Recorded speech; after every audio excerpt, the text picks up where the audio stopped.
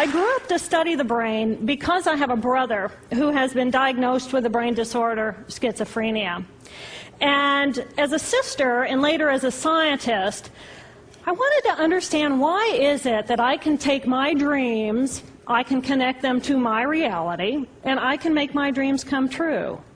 What is it about my brother's brain and his schizophrenia that he cannot connect his dreams to a common and shared reality, so they instead become delusion? So I dedicated my career to research into the severe mental illnesses. And I moved from my home state of Indiana to Boston, where I was working in the lab of Dr. Francine Bennis in the Harvard Department of Psychiatry. And in the lab, we were asking the question, what are the biological differences between the brains of individuals who would be diagnosed as normal control, as compared with the brains of individuals diagnosed with schizophrenia, schizoaffective, or bipolar disorder? So we were essentially mapping the microcircuitry of the brain, which cells are communicating with which cells, with which chemicals, and then in what quantities of those chemicals. So there was a lot of meaning in my life because I was performing this type of research during the day, but then in the evenings and on the weekends, I traveled as an advocate for NAMI, the National Alliance on Mental Illness. But on the morning of December 10, 1996, I woke up to discover that I had a brain disorder of my own. A blood vessel exploded in the left half of my brain. And in the course of 4 hours, I watched my brain completely deteriorate in its ability to process all information.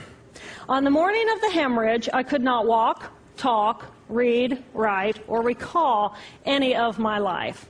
I essentially became an infant in a woman's body. If you've ever seen a human brain, it's obvious that the two hemispheres are completely separate from one another. And I have brought for you a real human brain.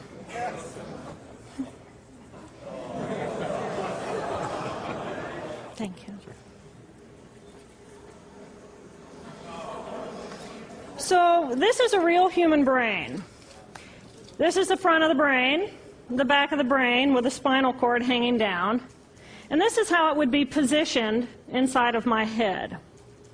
And when you look at the brain, it's obvious that the two cerebral cortices are completely separate from one another. For those of you who understand computers, our right hemisphere functions like a parallel processor, while our left hemisphere functions like a serial processor.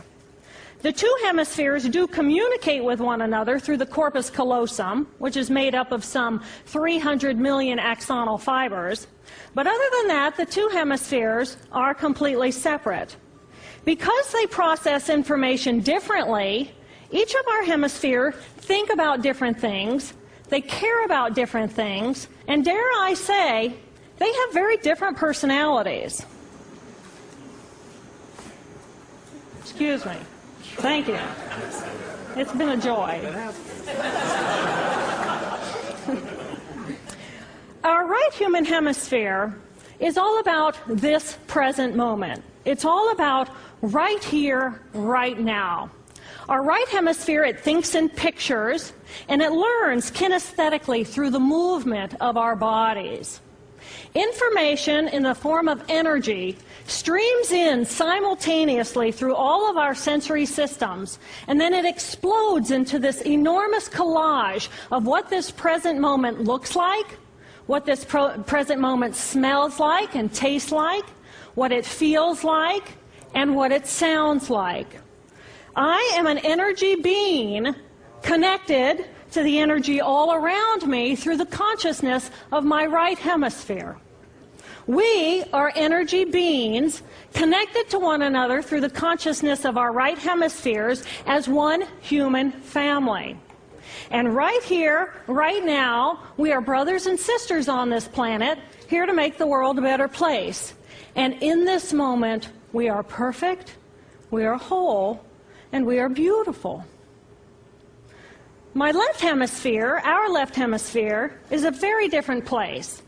Our left hemisphere thinks linearly and methodically. Our left hemisphere is all about the past, and it's all about the future. Our left hemisphere is designed to take that enormous collage of the present moment and start picking out details, and more details about those details. It then categorizes and organizes all that information, associates it with everything in the past we've ever learned, and projects into the future all of our possibilities. And our left hemisphere thinks in language. It's that ongoing brain chatter that connects me and my internal world to my external world. It's that little voice that says to me, hey, you got to remember to pick up bananas on your way home. I need them in the morning. It's that calculating intelligence that reminds me when I have to do my laundry. But perhaps most important, it's that little voice that says to me, I am. I am. And as soon as my left hemisphere says to me, I am, I become separate. I become a single, solid individual, separate from the energy flow around me and separate from you. And this is a portion of my brain that I lost on the morning of my stroke. On the morning of the stroke, I woke up to a pounding pain behind my left eye. And it was the kind of pain, caustic pain, that you get when you bite into ice cream. And it just gripped me, and then it released me. And then it just gripped me, and then it released me. And it was very unusual for me to ever experience any kind of pain, so I thought, okay, I'll just start my normal routine. So I got up and I jumped onto my cardio glider, which is a full body, full exercise machine.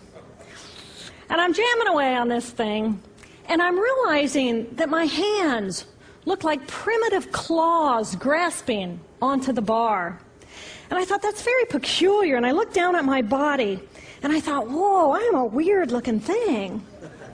And it was as though my consciousness had shifted away from my normal perception of reality, where I'm the person on the machine having the experience, to some esoteric space where I'm witnessing myself having this experience. And it was all very peculiar, and my headache was just getting worse, so I get off the machine, and I'm walking across my living room floor, and I realize that everything inside of my body has slowed way down. And every step is very rigid and very deliberate. There's no fluidity to my pace, and there's this constriction in my area of perception, so I'm just focused on internal systems. And I'm standing in my bathroom getting ready to step into the shower, and I could actually hear the dialogue inside of my body. I heard a little voice saying, okay, you muscles, you got to contract, and you muscles, you relax. And then I lost my balance, and I'm propped up against the wall. And I looked down at my arm, and I realized that I can no longer define the boundaries of my body. I can't define where I begin and where I end, because the atoms and the molecules of my arm blended with the atoms and molecules of the wall. And all I could detect was this energy. And I'm asking myself, what is wrong with me? What is going on? And in that moment, my brain chatter, my left hemisphere brain chatter, went totally silent. Just like someone took a remote control and pushed the mute button. Total silence. And at first I was shocked to find myself inside of a silent mind. But then I was immediately captivated by the magnificence of the energy around me. And because I could no longer identify the boundaries of my body, I felt enormous and expansive. I felt at one with all the energy that was, and it was beautiful there. And then all of a sudden, my left hemisphere comes back online, and it says to me, hey, we got a problem, we got to get some help.